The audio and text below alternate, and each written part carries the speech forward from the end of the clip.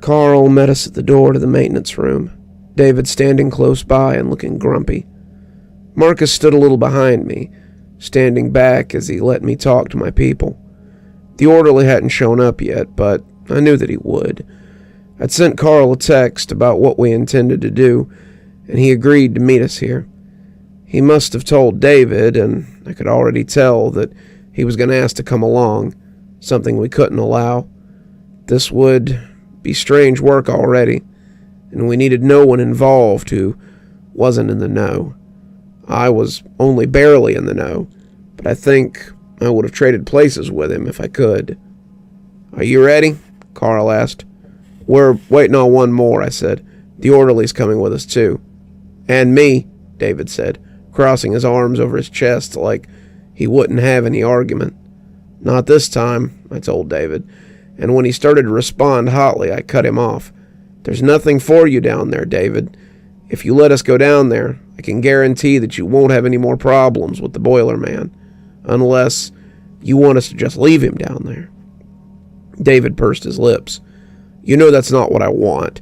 It's been getting worse down there lately, but I can't prove it's him." "Worse how?" Marcus asked. "Well, it's getting colder. The boilers will need to be running at full capacity soon. I went to check on them yesterday, and some of them have been tampered with. Wires cut, circuits screwed up, things messed with, and I can't explain how or why.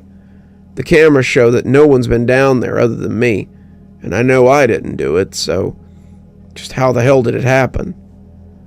"You know how it happened," said a voice behind me, and Carl and David gritted their teeth as the orderly came towards our little group. "The boiler man is slipping into the territory where spirits become poltergeists. Once that happens, there is no going back for him, and their actions become even more destructive until they start taking lives. Once they start killing, they never stop. Not until they are stopped." "And you can stop him," David said, trying to sound stoic, but barely making it to indignant. The orderly nodded. "I believe I can, and if I can't, then I think they can. This ghost house is filling up. I know you all feel it. It's never going to stop, but unless you want a ghost like that sad girl every few feet, then we need to start getting rid of the more powerful ones. That's what the higher-ups think, at least, and I agree with them. So, gentlemen, can I do my job now?" Carl and David looked at each other, and Carl shrugged at him. In response, David sighed and slammed his key into the lock before pushing the door open. "Fine, but don't mess with the boilers. It's hard enough to keep this place going." "Thanks," I said. I'm not trying to cut you out for no reason, David. I just don't want you to get hurt." He nodded, but he didn't seem convinced. We descended into the darkness, the three of us staying close as we went into the basement. "Should have brought a flashlight," I said to myself. The basement was pitch black.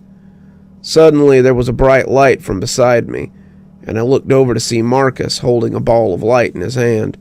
It was roughly the size of a baseball, the center rippling with light like a constantly melting ice cream cone. He was holding it like it had no heat or weight, and when he saw me looking, he smiled. "What? I'm a wizard, Hoss. Magic, mystery, subtle, quick to anger, never late or early, etc., etc." I snorted. "Well, it makes a good party trick, to be sure." He opened his mouth to say something else, but that was when something heavy fell near the back of the basement, and we all felt our sphincters tighten a little more than usual. Well, two of us did, I suppose. "Come on," the orderly said. "He knows we're here, so we might as well get on with it." We followed him into the basement, Marcus holding his light high as we came behind the orderly. The basement was a creepy spot where I certainly wouldn't want to spend any more time than I absolutely had to. It stretched most of the length of the bottom floor, and the lights down here were hit or miss most of the time. It made for a creepy spot, with a lot of lumpy machinery in the way, and even more dark corners for things to hide in. Only one particular thing hung out down here, so that was a blessing. But the spirit who resided down here was nastier and more nerve-wracking than most of the others in the hospital, so that was less exciting. The few shaky lights that were working down here went out abruptly about the time we got to the bottom of the stairs, and the light cast by Marcus's light ball made murky shadows around the edges of our circle. We moved in between the line of boilers, listening for the sound of our target. He was usually much more vocal than this, but the sounds of almost maddening quiet hung about the place like a fog. "It's quiet," Marcus said. "If you finish that statement, I'll kill you myself," I growled at him. "It's been a while since I had to guide a genuine wizard. The last one died at a children's birthday party," the orderly said offhandedly. "How exactly did that happen?" Marcus asked, turning his head as something scuffed the concrete nearby. "Heart attack. It was a shame, really. He was just about to conclude his grand finale, but I guess it truly became his finale in the end." I snorted. I couldn't help it. We stopped suddenly, the orderly putting up a hand as we listened. "What?" I asked, glancing around unsure. I could have sworn I heard. Suddenly, we were in a cloud of burning steam as it enveloped us, and I jumped back in time to avoid getting a faceful. My right arm was certainly going to be tender tomorrow, but if it bothered the orderly, he didn't show it. The left side of him was a little redder, but it was hard to tell. He was so pale that some of the color from his scrubs could be picking up on his skin. I turned, looking for Marcus, but he was nowhere to be found. I glanced back at the steam cloud and realized his ball of light was still in there. The orderly put a hand on me. "If he's in there, then he's got some serious burns." "Well, we've got to get him out of there. We can't just let him cook." The steam petered out, dissipating as it crept towards the ceiling, and I saw something with more density gathering around our resident wizard. He was crouched, a glowing circle stretching around his body, and as he looked up to see us watching him, he seemed to realize that whatever this was had worked. I sighed, looking relieved as he walked back towards us, droplets falling from the outside of his shield. "Close one," he said, stumbling against me as something hit the outside of his glowing dome. The wrench hit the ground with a clatter, sending up dust from the unused walkway, but it wasn't alone for long. Marcus set his feet as a screwdriver bounced off, then a pair of pliers, a set of vice grips, a saw, another wrench, and a whole toolbox. Marcus was trying to keep his defenses up, but the cracks were already starting to show. "If you guys are going to do something, now would be the time," Marcus yelled. In the shadowy depths of the basement, I could see something moving around. It was dressed in filthy overalls, a cap snugged down over its misshapen head, and as it moved into the depths between a pair of boilers, I caught a glimpse of the burned flesh and the white bone beneath. He limped slightly, one foot twisted, but if the limp slowed him down, it didn't show. This was him, the boiler man, and it seemed less likely than ever that we would get him to come with us. He was angrier than I'd ever heard of him being, and our arguments were likely to fall on deaf ears. "We need to get closer," I shouted to Marcus, and he gritted his teeth as he pushed out the cracks in his shield. "I don't know if he will let us," the orderly said, and I missed a few words over the sound of tools hitting Marcus's shield. "I don't even know if we can," Marcus said, gritting his teeth as the perspiration showed on his forehead. He appeared then, standing at the end of the row of boilers, his burning eyes focused on the dome of glowing motes that were keeping his victims safe. "Ram him!" I yelled. "Excuse me?" Marcus said, looking back skeptically. "Ram him!" Marcus groaned, but nodded, running forward as he strained to keep the shield in place. The tools slammed against the shield, sending up sparks as we got closer. The boiler man screamed, tossing the toolbox at us as well. Marcus stumbled a little as the box slammed against the shield, but he kept going. The shield slammed into the ghost and pushed him against the wall. The boiler man bucked and pushed, trying to toss us off, but Marcus dug in his heels as we held him in place. The barrier was beginning to buzz like a neon bar light, and a vein was ticking in the mage's forehead. "Do something!" Marcus growled, his teeth threatening to break as he ground them together. I bit my lip, trying to make a plan, but nothing was coming. "Do something!" Marcus screamed, the boiler man pushing a hand through the shield to take a swipe at Marcus. He leaned away from him, the fingers swiping the air inches from his face, and I made a snap decision. It wasn't something I would ever be sure of, and it was something that could have backfired very badly, but I reached out and grabbed his hand. I expected my hand to slide through his, but it didn't. Our fingers interlaced, almost like lovers, and I was overtaken by a bright flash of light. Suddenly, I was standing in the dusty place, watching an unburnt maintenance man as he worked on the boilers. He jumped a little as he noticed me, putting a hand on his heart before laughing. It was definitely the same man, the one that had been throwing tools and trying to swipe my new friend's face off, but he was new, unblemished, and not turned by years of isolation. This was the boiler man that the hospital had known before his tragic accident. "Scared me half to death. How'd you get down here? I could have sworn I locked that door." "I came down here for you," I said, not sure what to do, but just kind of making it up as I went along. "For me?" he asked, standing up and wiping his hand over his overalls. "For what?" "Management, sent me. They said it was time for you to take a break." He sniffed. "They would. I wish I had time, but I got way too much to do down here. These boilers don't maintain themselves, and I gotta keep this place shipshape." He went back to his work, and when I bent down to put a hand on his shoulder, he turned around angrily. "I said no," he snarled, his face shifting. Suddenly, he was the scarred and angry man that I'd seen before, the angry ghost that haunted the basement. But I wasn't about to quit now. "Look, you've been working on these boilers long enough. It's time to let it go." "Impossible," he snarled, standing up as he gripped his wrench like a club. "Who will keep this place running? Who will maintain the boilers if I don't?" "My friend David, for one. There are new maintenance guys, more even than there were in your time. It's okay for you to rest now. They can handle it." He took a step towards me, but faltered.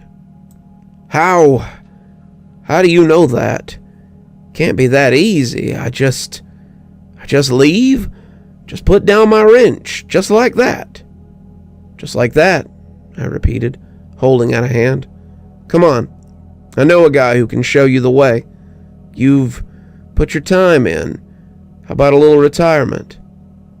I know an electrician who would probably be happy to swap some stories with you." He looked like he wanted to get mad all over again, but instead, he let the wrench fall from his hand. "I guess I have been working pretty hard.